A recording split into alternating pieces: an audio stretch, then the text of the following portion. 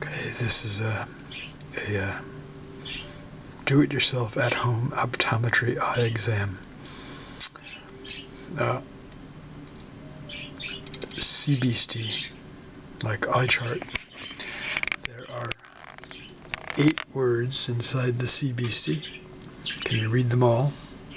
That's the See-BEASTEE here, well, including all the teeth and stuff. And there are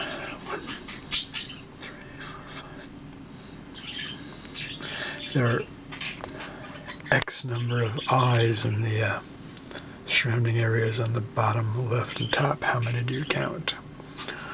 All right, this was inspired by trying to read the text of news articles, which is designed and shown in the Microsoft style of light value, low contrast gray font, as opposed to optometry approved black high contrast bold type, which shows up in a small percentage of news websites, like from TV stations, newspapers, magazines, and news agencies, and so on, but only a small number of them. So, okay, there you have it. It is January 25th, 2020.